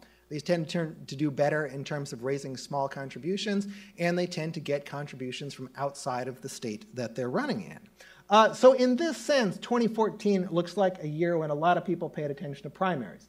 Money over there on the right was sharply up. This is the green line in both graphs. A lot more money was given to primary challengers. Small contributions on the left were up slightly, and contributions from outside of the state in which the candidate was running, that's where my big arrow is on the right, were sharply up in 2014. So a lot more money went into House primaries. But here's why 2014 is, I think, different in an important way from prior years. This graph, I don't expect you to know who all the people are down there at the bottom, but the point of this graph is that if you look at, these are the top 20 fundraisers among primary challengers from 2004 to 2012. The blue bars are total money raised. The red bars are money raised from out of state. You can see that there are a few people who really stand out, right? And it turns out that when you break this down by year, every year from 2004 through 2012, there are a couple people who really monopolize the out-of-state money, right? Those are the people who get the national attention. 2014 is a little bit different, right? These are the top fundraisers in 2014 with Republicans on the right, Democrats on the left. There's not one obvious choice. If you're like, a conservative Republican and you're mad at the Republican Party in Congress and want to find somebody who will stand up for you, there's not really an obvious choice about who to give to. The candidate who did the best in terms of raising out-of-state money in the House was Brian Smith of Idaho, who got a lot of out-of-state money, didn't do all that well. David Bratt over on the right was Eric Cantor's challenger. Nobody paid any attention to him until he had won that race, right? He got no money at all, really. You see, in fact, over on the left, the candidates who did the best at raising money from around the country were Democrats, right? Over there, Seth Moulton, the fellow who won the Massachusetts race up on the North Shore, and Ro Khanna out in California did far better at raising money from a national donor base than did most Republicans. So I think this is particularly consequential in understanding the House. So to summarize, the House was less competitive in 2014 than 2012, but still pretty competitive. Not very many defeated incumbents, a lot of ideological challengers, a lot of money overall, but the money didn't all go to one or two candidates. It was kind of spread around. Now, you might say, well, what people did is they gave money to Senate candidates, not House candidates. It's hard to measure what goes on in the Senate, in large part because Senate elections are so fluky, right? You never know who's going to be running in any given year. So Senate primaries from one year to the next can be quite different. Nate Silver pointed out earlier this year that Republican incumbents were doing far worse in terms of their overall vote percentage in the primaries this year than they ever had. And I went and graphed this, and turns out that Nate was right. Republican incumbents, you see the thing on the left, have a far lower voting percentage than any year, at least going back to the 1950s. But none of them lost, right? And you see here, Republican incumbents don't lose. Incumbents in the Senate in general don't lose their primaries. You have to go all the way back to 1980 to find a year where more than one incumbent was defeated. And you have to go all the way back to 2002 to find an instance of an incumbent who was defeated in the primary by somebody who went on to win a Senate seat. So I'm not sure how much this matters, right? There were 3 Republican incumbents who had close calls this year, but overall, and I think this corresponds to what Michael's slides suggest, Republican incumbents were prepared, right? A lot of money was spent, and arguably that money was spent to deter challenges from arising in the first place. The money story in the Senate looks pretty much like the House. You can see on the left, a lot more money was raised by Senate challengers than in past years. And the green line there is self-financing, right? Usually in the case of Senate primaries, we have self-financed candidates who can rely almost exclusively on their own fortunes. That didn't happen this year. None of these Senate primary challengers spent their own money. But you see here over on the right, these are the 5 Senate primary challengers who got more than a quarter of the primary vote. Money was kind of spread out between them, right? The blue bars are overall money. The red bars are out-of-state money. The green bars are small contributions. So again, in the Senate, there wasn't an obvious choice. There wasn't somebody like, if you go back to 2012, somebody like Richard Mourdock in Indiana in that year, or Ned Lamont, if you go all the way back to the 2006 Joe Lieberman challenge. There wasn't one person out there who got everybody fired up. There were a bunch of candidates. So what do we do with all of this information? Well, the story at the beginning of the year was that this was going to be the year of a Republican civil war in the primaries. Maybe there was. If there was, arguably the incumbents won. I think a better way to think about this year is there was a hangover from 2010, right? We still have a lot of unrest on the Republican side. My data suggests that this stuff goes away, right? That we have these surges in primary competition around years of exciting elections, and that it takes an election or two for that excitement to kind of go away. What do we make of the fact that money in the primaries was spread out, that it went to a large number of candidates and none of them really got enough to make a difference? Maybe this year's primary challengers were just not that good, right? There wasn't anybody who was that awesome that everybody wanted to support them nationally. Maybe it was that there were too many, right? That there was no way for groups to coordinate around 1 or 2 campaigns. Or it could be that the rise of independent expenditures has made it a real headache for groups to round up money around the country. That is, it's easier for an organization like the Club for Growth or any other group that can make independent expenditures to just go and find a few rich donors than it is to send out emails to people all over the country trying to get them all worked up about some primary candidate. Third, do margins matter? Well, I suspect that it doesn't. It's hard to prove one way or the other. Certainly incumbents were forced to spend a lot more money this year than they did in the past. It's hard to measure primary spending by incumbents, but this might be a problem if incumbents were spending money in the primary that they needed for the general. I don't know that any incumbents were in that position. What do incumbents learn? Well, incumbents were certainly prepared this year, and as Michael's slides suggest, part of this preparation involves getting independent expenditure groups to work on your behalf. What do challengers learn? Well, I think this is a matter of perception, right? I think when people go around talking about there being some sort of civil war in the primaries, this encourages other people to run. So the way we talk about primaries may encourage primary challengers to emerge. If that's the case, I don't know that we'll see as many competitive primaries next year as this year. And finally, should we do anything about all of this? Well, as our last panel suggested, voter turnout was historically low this year. So should we pay more attention to primaries? I think it would be awesome if more voters paid attention to primaries, right? And anything that can encourage voter turnout is all for the good.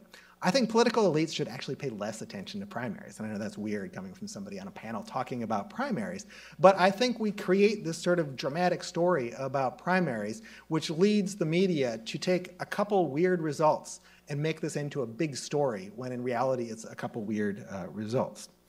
Should we change the rules? Again, this is something that was mentioned earlier. There's no evidence that switching to a top 2 primary or switching from an open to a closed primary, making primaries earlier, later, there's no evidence that any of that stuff makes a difference, right? Maybe the story will be different when people get used to the primary in California, but until then, I don't know that we have a magic bullet. Should we worry about who votes in primaries? Well, strangely enough, there's no evidence that Republican primary voters are any different from the kinds of people who vote for Republicans in the general election, or that Democratic primary voters are different from people who just happen to vote for Democrats in the general election. So I would suggest we shouldn't worry about this.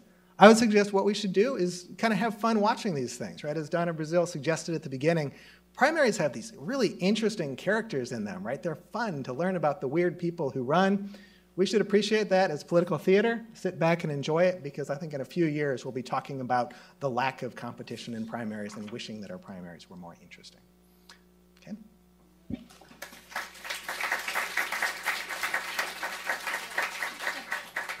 Thank you. Have a seat. We're back. Okay. Now, I know we cut short questions a little bit before, so I'll make sure that we get plenty of time for questions this time. And I wanted to start just on this question of margins, because Rob and I have a disagreement on this. I think that the reason political scientists don't think margins matter is that they look at votes. And as we know from watching Congress, increasingly there aren't any votes. These guys don't vote on anything, okay? Or they vote on massive bills on which all sorts of stuff is tacked on. In other words, that measure alone, which political scientists rely on, is becoming a less and less good indicator of divisions between the parties, factions, et cetera. It's just not a very meaningful indicator. I do think factions matter enormously in a very important part of congressional operations, which is the congressional caucuses. I mean, when they caucus, they pick leaders, and the leaders decide on the agenda. And the factions within that party have a great deal to say about what appears on the floor to begin with. So I think that the question of margins and how important they are to the system depends on a little bit deeper understanding of congressional behavior than you can get from aggregate data. And so that would be my one caveat to that. Okay. Well, I think you're correct. I think it's partly a matter of measurement tools, right? Yeah. And to make your story more complex, part of the story that we've heard over the past few years is that incumbents are proactively changing what they're doing because they're worried that somebody might run against them, sure. Right? So then you've got to measure, their psychological perception of threat, which you just can't do, right? You can't so do that. I agree. Yeah. There's all these good stories out there. For instance, Lindsey Graham, who's by all accounts a fundamentally nice guy, started talking much meaner, right, as the South Carolina primary got going, and that was probably about the primary. So we need to come up with better measurement tools, but we also need to be honest that the tools we have don't suggest that we necessarily have a problem. I totally agree with you. I just want to ask something Walter. That you raised, Rob, towards the end of your presentation. You said flatly that voters in the Republican primaries are not different than the Republican electorate, and voters in the Democratic primaries are not different than the Democratic electorate. Since there have never been any exit polls whatsoever involving House primaries, and very few about Senate primaries, what are you basing it on? Well, the study that does the best on that is the 2010 Cooperative Congressional Elections Study, which is the only study out there that measures people's preferences in the primaries on a large enough scale that you can break it down to the local level. I probably went over that a little bit too quickly. There is evidence that primary voters are older, they're more likely to own a home, that they have other characteristics that habitual voters have. But when you look at the ideology of people, where they stand on positions or how conservative or liberal they claim to be, there's not any evidence that there's any difference. And that's striking because there are intuitive reasons to think that there is a difference. I'm this just is a little something- struck that based on one study, we're throwing out all those intuitive reasons. Well, what I'm saying is that there's no evidence, right? Again, there are except that- intuitive reasons to think there should be differences, but unless we have proof, we have to couch this in the fact that... In presidential primaries, we have 30 years of exit polling, which show definitely that the primary voters in presidential primaries are, in fact, more ideological than the general election. So wouldn't you think the same dynamic would work in congressional primaries? The evidence in presidential primaries is pretty mixed as well. I mean, Barbara Norander's work suggests that there are not noticeable differences. Part of the problem, in addition, with presidential primaries is that in any given year, some of them aren't competitive or some of them just don't happen, right? You get going in, say, the 2004 election, you're really only looking at a bunch of states, right? Because all of a sudden the nominees decided and then it doesn't make any sense to look at the later primaries. So it's difficult to look at presidential primaries and extrapolate anything about the general electorate. So Congress, at least, we know that there are primaries all over the country. And it stands to reason that there should be differences, but as of yet, there's no evidence that there are. See, I guess I'm very skeptical of that data. Also, it is not exit polling. So if you're talking about elections, here's my problem with that data, is any data on elections that is not exit polling has the problem with people saying they voted when they didn't. And we know from lots of comparisons of those studies that there's always more people who say they voted than, in fact, actually voted. So given how few people actually vote in congressional primaries, I would be very skeptical of any conclusion about a congressional primary that is not based on an exit poll. And we don't have any, and we've never done exit polling on congressional primaries.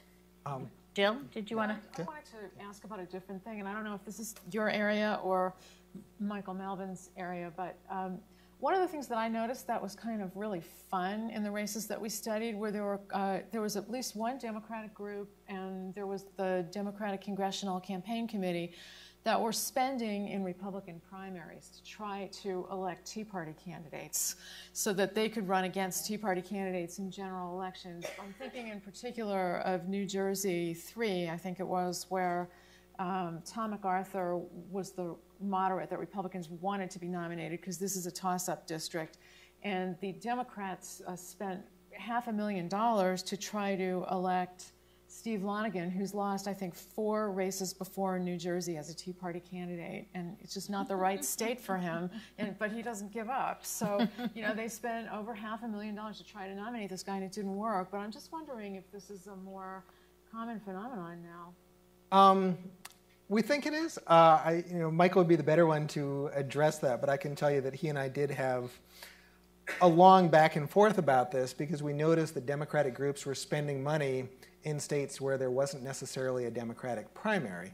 And it's hard to tell just from the disclosure data whether they're spending money for the purpose of the general election or whether they're spending money to try to mess with the Republican primary. We have clear evidence that Democrats did this in Missouri back last time in the Claire McCaskill race. So there certainly is some of that going on, but unless we have the actual ability to look at the ads, right? We're not quite certain how we measure whether this is taking place. Let's open it up to the audience. Yes, back here. Hi, Rob. I'm Richard Skinner from American University. And Rob, in your work getting primaried, you talk about the rise of groups for whom their whole raison d'etre, their whole means of keeping themselves in business, is promoting primary challenges. And I'm wondering whether that has an effect of encouraging stronger candidates to run because they know they'll have support from these groups, or does that mean that these groups really have to hype candidates no matter what, even if the candidates they're supporting are actually really bad? That would be kind of the Milton Wolf effect. Well, one of the most striking things about this year, it came through in the data that Michael had, is the Club for Growth, which is the group that was known for doing that, seems to have mysteriously ramped down their spending. So the groups you're talking about are a relatively small number of organizations. I think there is evidence that these sorts of groups have tried to recruit candidates to run. They've interviewed candidates and talked to them about the races. They tend to focus on the same people all the time. That is, the Club for Growth was out to get Arlen Specter for many years before they actually got him, right? And there are other House races where they did this as well. So, Yeah, I think that it could be that groups such as that used to recruit candidates or at least promise candidates support in the campaigns, and that this year's races just didn't feature anybody like that, right? Again, there are an awful lot of primary challengers this year, but it could just be that they were not an impressive bunch, and that the groups that did that stayed out. Or again, as I mentioned, it could just be that it's much easier to just drop a lot of independent spending in a district rather than it is to go to the trouble of recruiting a candidate and getting your donor base excited and creating some sort of national buzz, right? Maybe that's too much work. Other questions, comments? Yes, back there. Hi, I'm Peter Nye with the Ford Law Firm. One question I have about primaries is from the strategy of a given party, shouldn't the party chairperson be thinking, okay, how far in advance of the election do we want to decide whom our candidate's going to be? Because regardless of whom our candidate is, deciding and having it publicly announced whom the candidate is the right number of months before the election is to his or her advantage, because if it's too soon, it's too hard to maintain momentum, but if it's too late, then it's too late to start. So what do you think is the ideal number of months before the election, and why do you think that kind of consideration has seemed largely absent from the dialogue? Can I tell you, from having moved around a lot of primaries in my career, that consideration is not at all absent. In fact, that is the primary consideration when state legislators and their Republican and Democratic Party chairmen get together to decide the date of a primary. It is all about their individual calculations as to what the ideal primary date is for them winning internally to the state. Those of us who've tried to move presidential primaries from year to year, depending on the candidate and where we were sitting, know that you come right up against state party calculations. And that's why we have this wide variety of primary dates that go all the way from March to September the 9th, when we had the Florida and Massachusetts, and I think Rhode Island was on the 9th, primary. So you have this wide variety. What was New Hampshire? New Hampshire. You have this wide variety of dates. All of it have to do with internal political calculations among the party leadership. They may be right, they may be wrong, but that is very much exactly how we get those primary dates. A perfect illustration is if you look at the congressional primary dates for this year, there was a oddly large clustering in the month of August. Looking at things rationally, why would you have a primary where people are disproportionately likely to be out of town on vacation or totally uninterested in politics? Answer, easy. That means that no one unpredictable will vote. That's exactly right. Other questions, comments? Well, I've got one. I'm fascinated by Michael's finding, Rob, about the decrease in expenditures on some of these anti-establishment Republican groups. Walter, you had a theory about why that's the case, and given that our colleague here, Darrell West, has just published a book on billionaires and their political activity, I'd like you to repeat that for the group. Okay, and this is I've written about this repeatedly as a role as a fellow at the Brennan Center, and I've also called upon another terrific book on super PACs entitled Big Money by Kenneth Vogel at Politico, and that is that the interpretation of campaign reformers is that the only reason these super PAC donors are involved is to basically get economic self-interest and to dominate the world, and the Koch brothers will never have any government regulation. There's enough of a hint that the reason that many of these super PAC donors do this is rampant ego. The idea that if I'm so rich, I have to be smart, therefore I know more than the political pros. And since everyone is if you're at that level of a super PAC donor, you are hyper tax sensitive about every art you give to the Metropolitan, everything you do, how you set up trusts for your children. But in giving to super PACs, oh no, it doesn't matter. It doesn't matter if there are no tax consequences here. It doesn't matter if you are spending money on campaign ads in the 60 days before a general election, where super PACs pay much more than candidates, because you know so much better than everyone else. And the theory, and I think what this data illustrates, is that super PAC donors, billionaires, get bored. If they don't have enough ego rewards for their giving in political races, they're back to buying islands, they're back to buying major art, they're back to setting up elaborate trusts for their children. And that's what the Club for Growth and other groups may be witnessing. Yeah, well, there was one aspect of the Darrell West book on billionaires that was very striking, which is the most effective political activity that they do is very quiet. It's not this money they give, it's not these candidates they campaign for, it's the tax policies they lobby for quietly and privately and get, the things that help them keep their wealth and grow their wealth. And so, they may be reverting to that, although I can think of one exception to your rule, and that would be Sheldon Adelson, who really wanted a set of policies on Israel and picked Newt Gingrich, right, because he thought that that was the best way to achieve it. I guess the real lesson there is that he didn't get what he wanted. Yeah.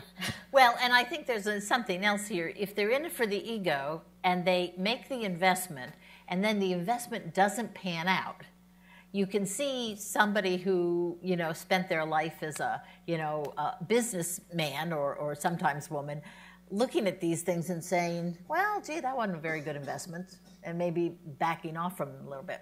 Rob, do you have any insight from talking to Michael about why? We're just going through this year's information, but I think one way to think about this, you mentioned the decline in spending by what we called anti-establishment groups. I think part of the story is that for an organization like the Club for Growth, or for that matter for several of the newly formed super PACs, these are groups that don't necessarily care about one issue, right? But they do want to show that they got results, right? That they won that race, that they were the ones responsible for defeating that person. I analogized it in my book to an episode of The Sopranos, right, where you've got somebody low down in the gang who wants to do that hit, right, so that everybody pays attention to them. That may tie into your ego story. And there wasn't a good race to do that, right? You got to find an incumbent who's kind of asleep at the switch so that you can spend a lot of money and surprise them.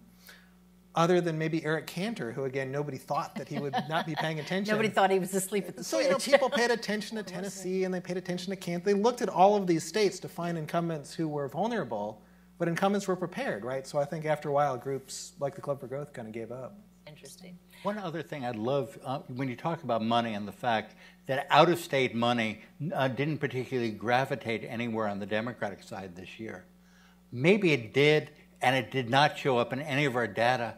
The money is going to Wendy Davis, running for governor in California, which doesn't fit anyone's model of where money goes. Texas. Yeah. Yeah. Other questions, comments? We got time for about 2 more. You've been a great patient audience. Donna, got one?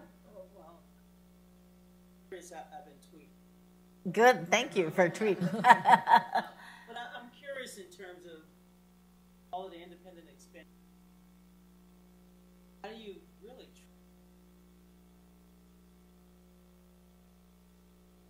and many those of us around, so to speak? I had the Campaign Finance Institute staff working for me. So I actually can't give you the technical details of it, but Brendan, do you want to say how you did it? Yeah, give him the microphone. Well, I thought this was one of those, if you tell us, we'll have to kill you moments. No. This is Brendan Glavin from the Campaign Finance Institute. Well, we take the information from the Federal Election Commission, and the independent expenditures are filed electronically, and then it's available pretty much as soon as it's filed. And they aggregate the data and update it regularly. But then you have to download it and parse it out. And is it filed in real time? I mean, is it filed with the FEC in real time? When it's filed, it will become the raw file becomes available. But then there's a delay on getting an aggregate file that's usable. And what's the delay? Every day the file's updated.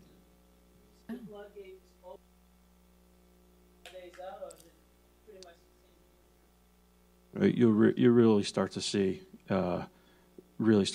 come in with the general election.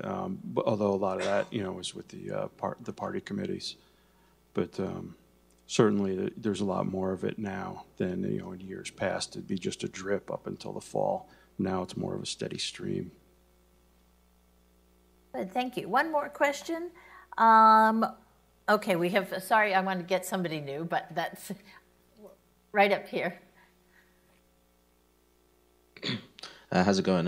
My name's Jawad. I'm a student at Georgetown University. I wanted to ask, I know a couple of times it's been brought up, the nationalization of sort of congressional primary politics.